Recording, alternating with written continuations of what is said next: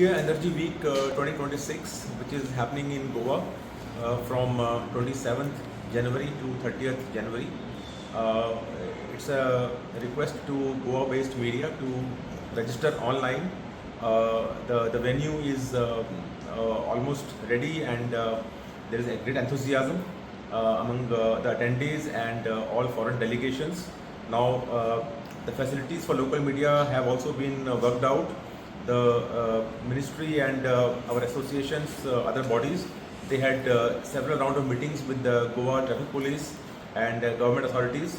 The traffic routes and the facilities for the media have been all worked out.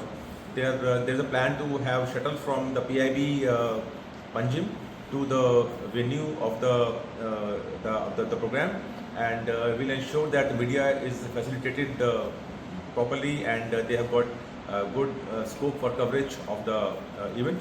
And once again, I'll appeal to the Goan media, those who are not registered so far.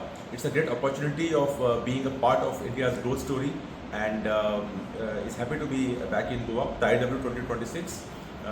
It's a great opportunity of not only covering India's energy security and also, but other areas of the energy trade.